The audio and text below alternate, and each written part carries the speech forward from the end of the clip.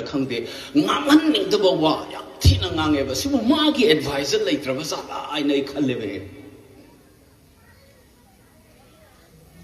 singang mom thokte ko si mai ngang ga dam ni singang ga dam ni haina ma on the advice pina na ba mi leitra bra ai nei nungai ta bam pu nasai ta mo hain de choiron ngang ba dong na tawe ai se psychology da train tor phane ko in tamak bada schizophrenia ka in tamak pagi ma gi incoherence orak pagi man bu gum gi type ta changjal la ka dore ai khange ba stressful ya tin oi rong ngane ba masasi tawra ise kana normal level le pa ki situation ti responsibility do huge cm ne na pai lai ram ni na ma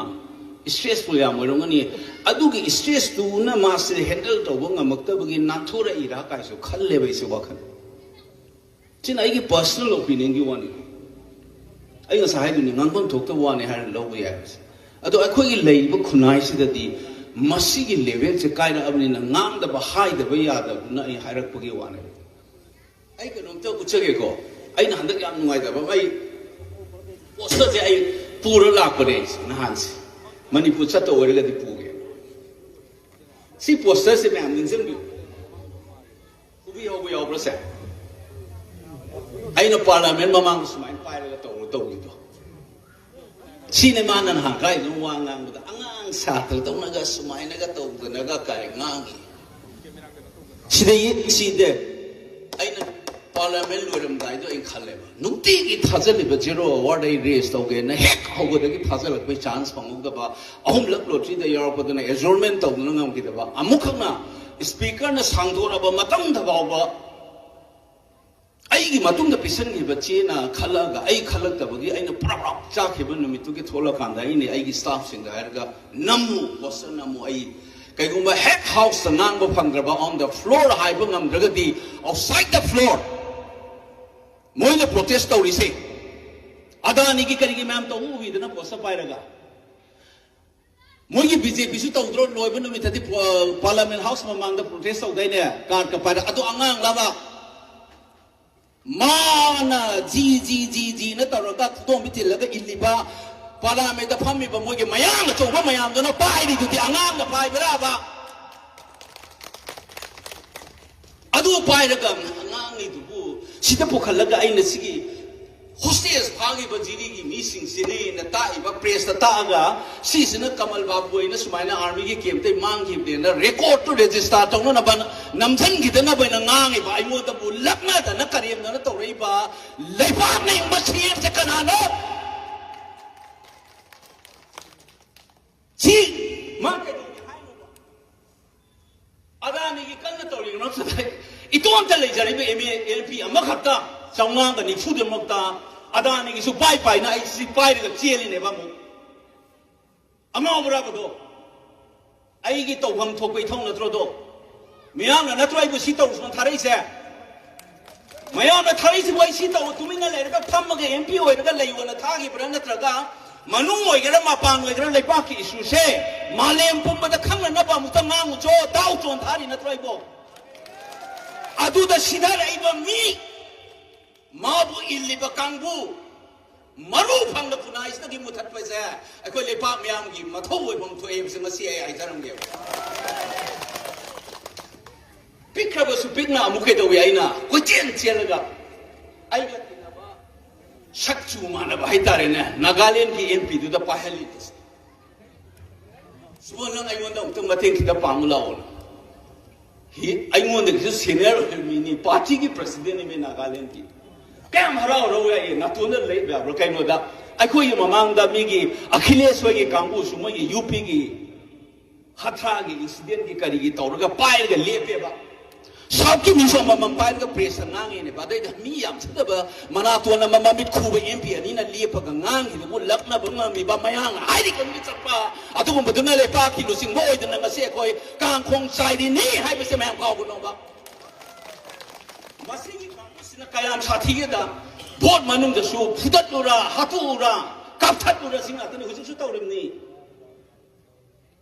aino mayam ningthing biaw bro phom nanung da maning halaga ching ga do mai tei masana te hai gi mayam ningthing biaw bro asin ngasi ngali su ne nungai pai ga yum da ai pha ge la ki do ai khu chi ki su ka ba roi no na na re ba ko na ning ma sa ra ga su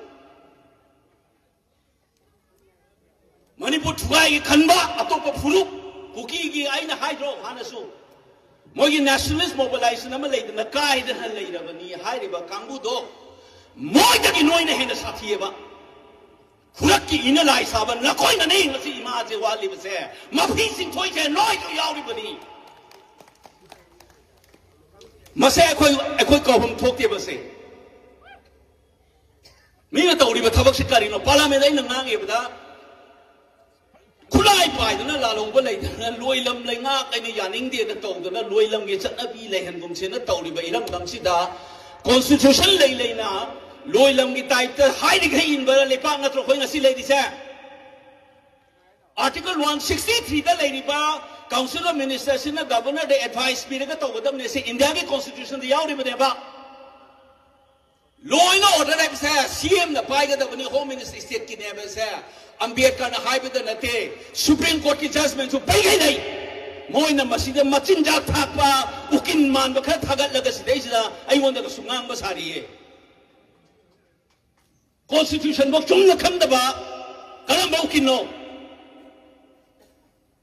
division of labor competency civic culture ki state se kamai khai khang ra ba state government ama lei bai se mathong se kari no ba moi adu hun nei ne congress ka boi loga si di bimol na te congress la hang na da bo pham na te lari ga swai ba mani pur ma cha na hang na da bo question ne ba bharat ki constitution ye makha da lei ba state ama oi raga ai khoi ki hak अखोई की will बु represent तौरिबा सरकार माना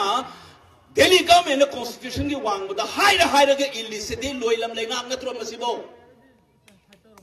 मसी high बसे कांग्रेस हाइबम थोकते बसे journalist इगदबनी article discussion तो बुदे anchor ने थक्कदबनी करी कांग्रेस हुनबा मियाम की वॉइस बहुत छिलगा ngang पॉलिटिकल पार्टी होइना अदु हाइर गो हुनैने I know the man is a Congress of Holy Bro. Towam talk from Mato Constitution in Makata to Haibani.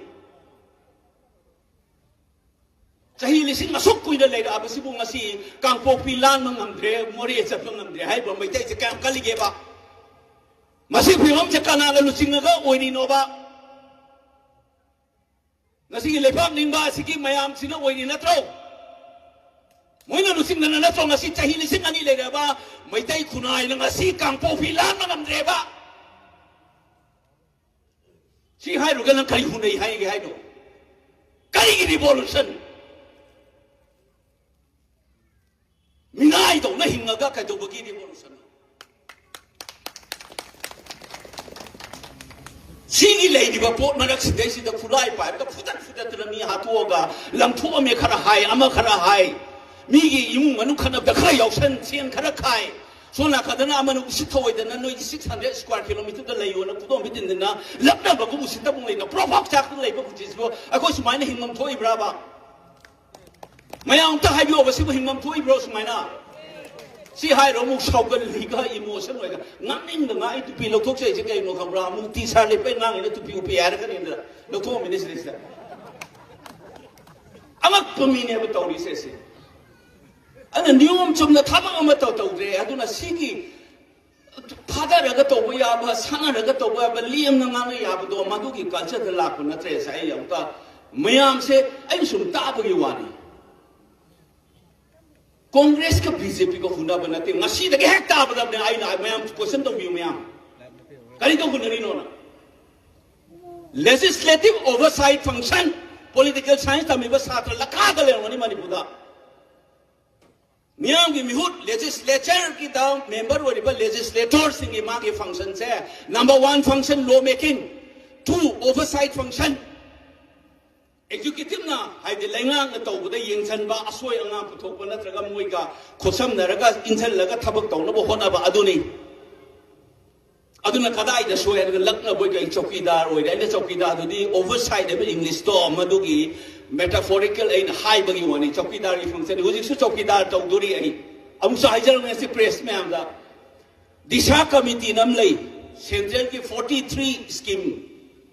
mp na chair hoy Toti pai thagre tharam draba chokidar ne yengsan doi natro disa committee ki chairman hoise sine chokidar to ge bai use yengsan ge ba kaulaga dc office da chokidar na lagnari se ai hujik chokidar oidori ne bose yeng se bosida mathom marang khangdana ngang ba yai na power pai na khulai pai ba khara na maning de lepaga karor pai na ne mi usita ba gi type da mama le pa kang khung sai re si bo da kari to no khanguk traba suma sarkar se masimat tin ai moina na thamba ji ga lakera ten thau ya ga lakera sumjit ye kera laga maru phang mu thala ka ne moi je langdraba isane isaba hatha ba khunai wo yene koi any comment mo any party ka chungsen ge sano laktana langda bni madana te asuma sarkar support to ga le ni ba mo ye kam